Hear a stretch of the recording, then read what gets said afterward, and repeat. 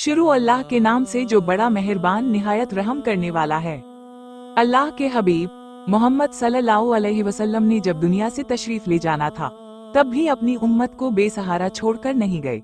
हदीस पाक में आता है कि मलकुल मौत हाजिर हुए और अर्ज किया, ए अल्लाह के हबीब सल्लल्लाहु अलैहि वसल्लम, अल्लाह ताला ने आपको याद फरमाया है।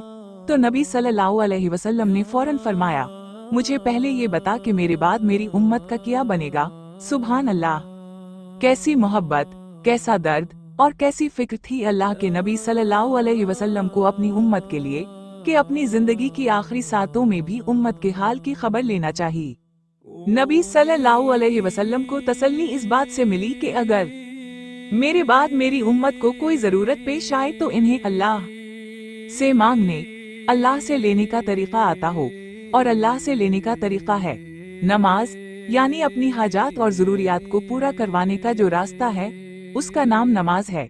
इसलिए जो इंसान अपनी नमाज को जरा बनाए, यानी खूब एहतिमाम के साथ सनन और आदाब की रियायत करते हुए और यकीन से नमाज पढ़ना सीखे, तो जब वो दामन उठाएगा तो अल्लाह इसकी खाली झोली को भर देंगे। वो जो चाहेगा अल्लाह ताला अता फरमा देंगे इंशाअल्लाह।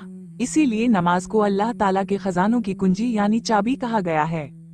जो मोमिन बंदा फिक्र और एहतिमाम के साथ नमाज अदा करेगा तो सबसे पहले वो गुनाहों से बचने वाला बन जाएगा।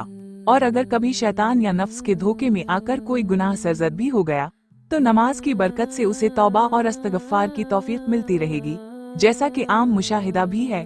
और इस सब के अलावा नमाज इसके लिए गुनाहों का कफ़ारा भी बनती है। नमाज गुनाहों की मैल को साफ करने वाली वो इबादत है जो बंदे को अल्लाह ताला की खास रहमत और इनायत का मुस्तहिक बनाती है।